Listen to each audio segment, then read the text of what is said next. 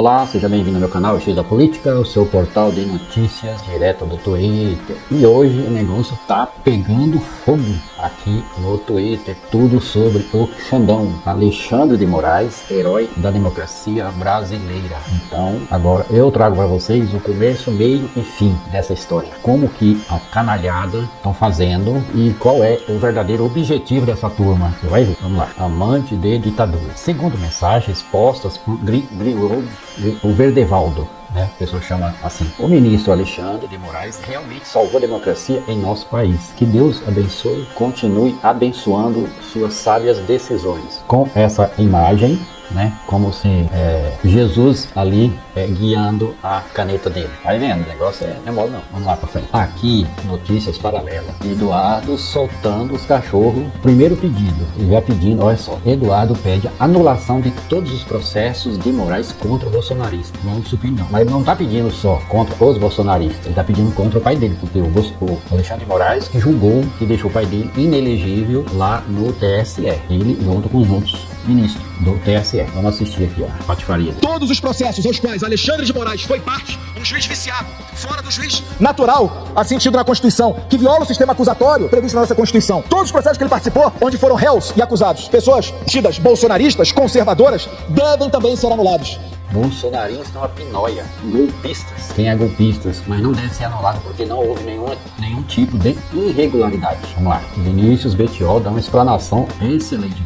O Alexandre de Moraes explicou de forma didática a falta de sentido na fofoca do Green. Ele acumulava os cargos de ministro do STF e presidente do TSE. Não fazia sentido enviar ofício para ele mesmo. Por isso, usava auxiliares. Entendeu? Vamos lá, ver o que ele diz aqui. Esse procedimento poderia se dar de duas formas. Poderia se dar a partir de uma requisição minha à Polícia Federal para que ela realizasse.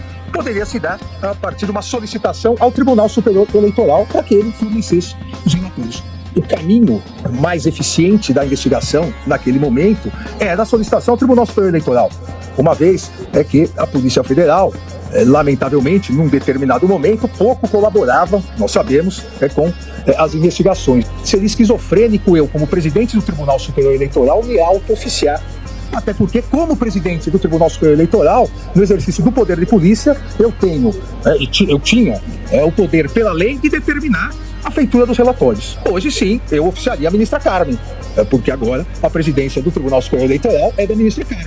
Então, eu, como presidente do TSE, determinava a assessoria para que realizasse o relatório. Entenderam aí? Vamos lá, tem mais coisa aqui. Pedro Rucci Alexandre de Moraes é acusado de um crime gravíssimo. Cumprir o seu dever. Flávio Dino enterrando a mais recente tentativa de sabotagem das instituições promovida pela Folha e um jornalista estrangeiro. Vamos ver aqui o Dinão. Como disse o deputado Fausto, nesse momento ele é acusado de um crime gravíssimo, qual seja, cumprir o seu dever. Em relação a certos parâmetros de organização do mundo, aquele que cumpre o seu dever é atacado. E nós estamos, queridos colegas que aqui estão, diante da inusitada situação em que se questiona o exercício de ofício do poder de polícia. Eu lecionei direito administrativo por algumas décadas e confesso que me sinto assim, muito impactado por esse questionamento em que o Tribunal Superior Eleitoral exerce o poder de polícia, manda elaborar relatórios, esses relatórios são acostados a autos concretamente existentes e isto é visto como violação de rito. Confesso que desde ontem à noite até aqui não consegui encontrar em que capítulo, dispositivo, preceito, isto viola qualquer tipo de determinação da nossa ordem jurídica. Por isso, ministro Alexandre, sei que Vossa Excelência caminha absolutamente em paz com a sua consciência e caminha com essa convicção de que os procedimentos feitos foram o estrito cumprimento do dever legal e por isso mesmo, obviamente, isto perecerá tal qual as espumas das ondas que se chocam contra a praia. Viu aí? O Dino não é mole não, o Dino vai na veia. E os golpistas, tudo que eles querem é botar Bolsonaro ilegível novamente. Tem mais coisa, o negócio não é mole não, o negócio é batista. O cara defendeu a democracia, bateu de frente com os piores tipos de pessoas, foi atrás dos golpistas e financiadores e até hoje colocando criminosos na cadeia, tentando de qualquer forma tirá-los da função. Até bilionário americano tentou e nada. Xandão, eu autorizo. Vamos ao vídeo. Contra os ataques antidemocráticos, contra a desinformação e contra o discurso de ódio proferidos proferidos por diversos grupos organizados, que já identificados, garanto, serão integralmente responsabilizados, para que isso não retorne nas próximas eleições. Aí que a turma tem medo. Então, os caras estão se juntando com o jornal, Folha de São Paulo, que sempre foi da direita, Folha de São Paulo, Globo, todos sempre foram da direita, representantes da direita. Mas agora, eles se juntaram a uma turma da extrema direita, porque, afinal, eles odeiam a esquerda, eles odeiam pobre. Então, eles estão fazendo de tudo, estão fazendo de tudo para dar um jeito de tirar o Lula da presidência, ou eleger outro em 2026. Mas pensa cá comigo, Bolsonaro na presidência, com a máquina na mão, usando o poder do Estado, dinheiro público para comprar voto. Se houve alguma fraude, foram os próprios bolsonaristas que tentaram fazer. Vamos pra frente. Aqui. Veja o atropelo sofrido pelo Dudu Eduardo Bolsonaro, Rodrigo Constantino, Paulo Figueiredo e Revista Oeste fazem parte de uma articulação golpista e de extrema direita e que propõe desinformação. Olha, o TSE está gastando dinheiro à toa. Não precisava dessa assessoria, bastava me chamar. Glauber Braga, demolidor de golpista na área. Vamos ouvir. A corte está estuprando essa casa. Não é algo contra o meu CPF, não. Falei aqui diversos deputados perseguidos, líderes que já foram assediados.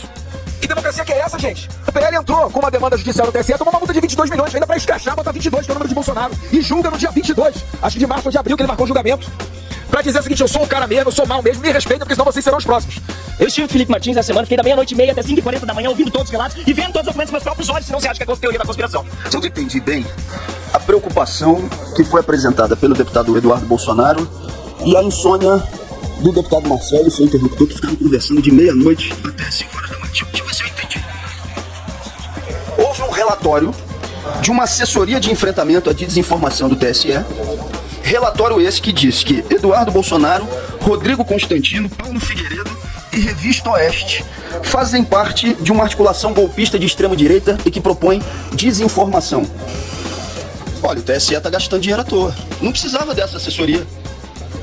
Bastava me solicitar, ou qualquer brasileiro, em 2 minutos, fazendo uma análise e uma pesquisa na internet, e eu ver que é exatamente isso. Precisava da assessoria do TSE para fazer isso. Algo que é mais do que evidente, que essas 4 figuras representam exatamente uma articulação golpista de extrema-direita. Mas aí o deputado Eduardo Bolsonaro fala que esse relatório foi uma grande espionagem contra ele. Oh, meu Deus. Olha o Paulo Ramagem, para prefeito da cidade do Rio de Janeiro. Ramagem que espionou os senhores, espionou deputado, espionou jornalista, espionou todo mundo. E o grande problema é o relatóriozinho que foi encaminhado dizendo que essas 4 figuras pregavam desinformação na internet. Ah, meu Deus do céu. Essa é a famosa cortina de fumaça, né? Estão com medo da responsabilização por aquilo que fizeram e que continuam fazendo? Tem que responder, sim, por um processo de articulação golpista, por uma linha de orientação fascista, por articulação de grupos de extrema-direita. Esses 4 que foram indicados aqui nesse relatório, deputado Eduardo Bolsonaro, não são absolutamente nem a ponta do iceberg da estrutura que os senhores montaram e que tem que ser, sim, responsabilizados por isso. Eu votei para que as pessoas possam, quando estiverem nas unidades prisionais, visitar as suas famílias, mas vocês foram contra a saidinha e vão ter que responder por isso. Fizeram e continuam fazendo, porque a armação golpista ainda perdura e vai continuar ainda por muito tempo. Talvez, se eles perderem em 2026, aí vai desarticulando, mas do jeito que estão articulando a extrema-direita, esse golpismo deles vai continuar por muito tempo. E agora, gente, olha os filhos da putice destes parlamentares, manda a PF, todos em rabo preso. O senador Girão, junto com a sua trupe de golpistas ali. Tem uns 2 ou 3 senadores, o resto é deputado, mas tudo golpista, pedindo o impeachment do Xandão, lançada a campanha nacional para impeachment de Moraes em defesa da Constituição. Defesa da Constituição, a turma que queria dar golpe de Estado, a turma que queria botar um ditador, deixar o mito como ditador do nosso país. Não dá mais aqui. Urgente. Foi revelado agora há pouco a informação de que o celular, vai vendo, de um assessor do ministro Alexandre de Moraes do STF, que teve algumas conversas vazadas para a Folha, foi parar nas mãos da Polícia Civil de São Paulo, estado cujo governador é Tarcísio de Freitas, republicano. Só peço 2 coisas: ligue os pontinhos e continue a escrever. Eu autorizo o Xandão. Vamos lá. Mais pra frente vocês vão entender. O que é isso aqui? A gravidade disso. Quem é a figura? Esse daqui. Eduardo Tagliaferro, ex-assessor do TSE, que teve conversas reveladas pela Folha em matéria contra Moraes. Esse sujeito foi preso em 9 de maio de 2023 por agredir sua ex-esposa e disparar uma arma de fogo. Ele foi preso. Daí o que aconteceu? A polícia civil, a polícia na prisão lá que ele foi preso, o celular dele foi apreendido. Tá ligado? Apreendido. E ali os caras, ou de acordo com ele, porque esse cara, quando ele foi preso, ele era assessor do TSE, ele foi exonerado do cargo. Eu não sei se foi de acordo com como aconteceu isso, pode ter sido. Não estou afirmando que foi. Foi isso que aconteceu. Não estou dizendo que foi, mas as informações estão dizendo que sim, que o celular dele continha essas informações e a perícia encontrou essas informações e vazaram, né, lá. O William De Luca. Quem tinha dúvida de que essa pantomima era, na verdade, um esforço para anular as investigações contra Jair Bolsonaro. O senador Flávio Bolsonaro retira qualquer fantasia. A ideia para, e anteriormente, com o Márcio Duval, era atacar Alexandre de Moraes para anistiar Jair. Agora, vocês vão ver o que o Flávio está dizendo. Primeiro foi Eduardo. Tudo no mesmo dia. Logo em sequência, Flávio.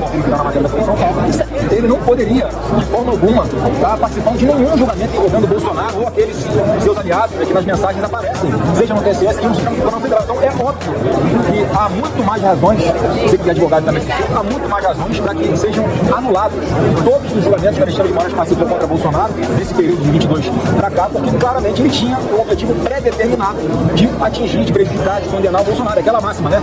Mostre meu homem e eu encontrarei o crime. É por isso que o Moraes está fazendo. Os senhores vão pedir isso quando? Já estou articulando. Viram aí? Se anular tudo o que aconteceu com Alexandre de Moraes de 2022 para cá, o inelegível passa a ser elegível, né? O cara cometeu crimes e mais crime e vai sair batido. Mas isso não vai acontecer. Sabe por quê? Porque o Alexandre de Moraes não cometeu crime. Isso que eles vazaram foi só um fogo de palha. Isso aí não é igual a Lava Jato. A Lava Jato combinava juiz com promotores, combinava acusações, falsas provas. Um dizia que era só mandar que ele dava um jeito, não é o caso daí. Esse cara era um assessor do ministro. Agora, para esclarecer, o Cacai vai dar uma aula explicando tintim por tintim, lá do ICN Notícias. Há um jogo de poder, há uma tentativa de desestabilizar o STF. Então, vamos ao vídeo do Cacai.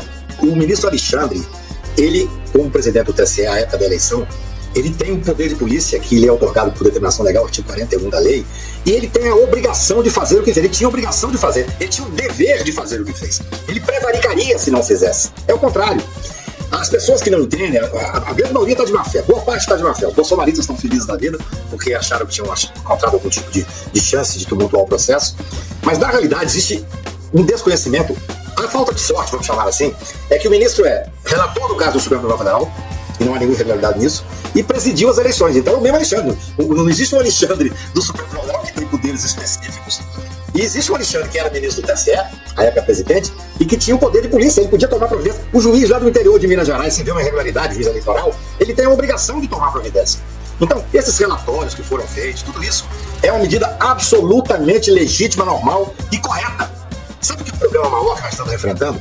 Primeiro, é claro que isso não é só desconhecimento, é uma fé, há um jogo de poder, há uma tentativa de desestabilizar o Supremo. Eu hoje presenciei a fala do ministro Barroso, muito forte, muito vigorosa, depois o ministro Gilmar Mendes, até o Paulo Gonet se manifestou, e a fala do próprio Alexandre. Até eu vou trazer um assunto aqui que não tem sido objeto de ninguém, de prova. Você sabe um dos motivos que está levando a essa instabilidade? É a demora da Procuradoria de tomar providência nos inquéritos. Tipo, tem falado a demora. disso. O doutor Paulo Gonet, com a sua, eu não vou dizer omissão, mas com a sua demora excessiva nos inquéritos, alguns inquéritos que já estão efetivamente relatados, é que leva à instabilidade. O grupo que sabe que vai ser preso, o grupo que sabe que vai ser condenado, o grupo que sabe que vai perder direito político. Esse grupo começa a se movimentar de uma forma quase desesperada. Gente, eu advogo no Supremo há 40 anos, Chico. Não parece não, mas há 40 anos eu advogo no Supremo. Isso que aconteceu na conversa entre os assessores é o dia a dia do gabinete. Quando eu comecei a advogar, não existia assessor. Agora, pelo excesso de trabalho, você tem 10 assessores, juízes auxiliares. Então, como é que funciona? Para as pessoas entenderem como funciona. Chega lá uma tese, eu chego lá com o memorial, com uma tese específica. O ministro despacha, vê aquilo e ele toma a decisão. Ele que toma, ele fala, eu vou dar esta decisão. Só que não tem como escrever aquela decisão, não existe tempo hábil para isso. Então ele tem um bando de assessores extremamente competentes. Esses assessores, cada um às vezes cuida de um caso, quando é um caso mais específico, tem um grupo de assessores. É assim que funciona, gente. Eu estou dando para vocês como é que é o dia a dia do gabinete. Fundamental. No Supremo, no STJ, no Tribunal Superior Eleitoral. Aí os assessores vão, fazem uma minuta de voto, fazem um piloto, vamos chamar assim, e trocam ideia entre eles. Aí um diz, olha, o Alexandre vai achar, esquece o Alexandre, o ministro vai achar isso aqui tem que ser mais aprofundado. Por quê? Porque eles conhecem a jurisprudência do Supremo, eles conhecem a jurisprudência do STJ, eles conhecem como é que o ministro gosta de votar. É assim que funciona, não há nenhuma irregularidade. Olha, comparar essas conversas entre assessores que estão tratando de um assunto específico de competência do gabinete com os crimes cometidos pelo juiz Sérgio Moro e os procuradores da Lava Jato, é má fé, não é só desinformação não, é má fé. No caso do procurador da Lava Jato, você tinha um juiz federal que instrumentalizava o poder judiciário para poder chegar a um poder específico e junto que ele coordenava com seus procuradores adestrados. O Conselho Nacional de Justiça, através de um relatório promovido pelo competente ministro Salomão, disse que eles cometeram crimes de corrupção, crime de organização criminosa e de peculato. O que tem isso a ver com uma conversa técnica entre juízes internos de um gabinete? Olha, não pode ser só desinformação. Há realmente uma tentativa de desestabilizar o Supremo Tribunal Federal. E nós temos que trazer uma discussão, eu proponho aqui para vocês, carinhosamente, um dos motivos de tudo isso, essa instabilidade, é a demora da Procuradoria em tomar a atitude que já deveria ter tomado, porque os inquéritos estão, alguns deles, relatados. Isso, o Chico Sá vinha falando muito disso, né, Chico? No popular é o famoso da sopa pro azar, né? Da azar pra sopa, o sopa pro azar, você escolhe aí a forma como vai usar. Entenderam aí? É um cerco que estão fazendo contra o STF. É o seguinte, a extrema-direita, em qualquer lugar, com grupos autoritários, a primeira coisa que eles fazem é atacar a Suprema Corte do país. Porque é o local que pode acabar com eles. Acabar ou pelo menos botar alguns na cadeia, quando eles cometem crimes. E essa turma, a extrema-direita, eles querem cometerem crimes e querem ficarem impunes. Essa é a verdade. Aqui, ó, Vinícius Bettiol. Atenção, estaria a gestão Tarcísio de Freitas por trás do vazamento para o Green e para a Folha? A própria Folha informou que a informação veio do celular de um dos envolvidos na conversa. Não há hackeamento. Pois bem, viram aí? Não há hackeamento.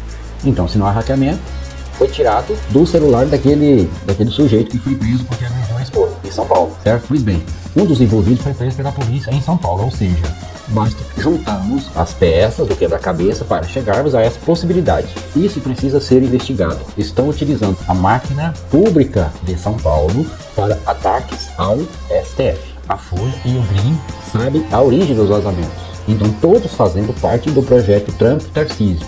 Eu espero que a Polícia Federal nos traga essas respostas, entenderam? Então, é um complô, um grande complô da extrema-direita. E o Green, o Verdevaldo, ele é apoiador do Trump lá nos Estados Unidos, e quando ele passou a ser, antes, tanto o Bolsonaro quanto os bolsonaristas atacavam ele quando era o caso da Lava Jato. Depois que o Green passou a atacar, a apoiar o Trump, os bolsonaristas passaram a margem. E agora, então, botaram ele lá no céu. O Bolsonaro xingou, esculhambou, cortou a assinatura que tinha com a Folha de São Paulo quando ele estava no governo em 2019, suspendeu tudo e agora a Folha virou uma aliada do bolsonarismo, ou seja, virou aliado da extrema-direita brasileira. E por último aqui vamos para a Vivi. A Vivi hoje vai falar das carnes, porque as carnes do Brasil estão excelentes. O preço está todo mundo comendo carne, inclusive o bolsonarista pobre, né? Porque o rico sempre comeu, agora o pobre não comia, mas era bolsonarista. Agora vamos ver aqui. Gadaiada, parece que vocês não gostam muito quando eu posto vídeo falando sobre o preço da carne não, né? Porque vocês têm vergonha de confessar que tá comendo carne direto agora com o papai, acabou o osso, acabou a pele de frango, né? Aí vocês não gostam muito quando eu posto esse vídeo. É postar esse vídeo e a gadaiada vir mugir aqui. Ou será que estão com medo de virar churrasco também, hein?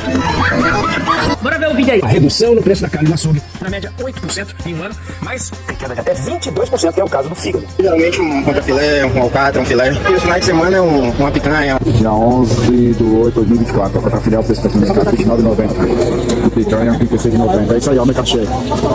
Filé, Brasil. Isso que eu fiz o L mesmo. Calma, gadaiada. Pra churrasco só presta boi de qualidade. Vocês a gente tá dispensando, viu? Beijinho no chifre. Valeu, pessoal, muito obrigado por assistirem e não se esqueça de se inscrever no canal, deixar seu like, compartilhar e obrigado, até a próxima.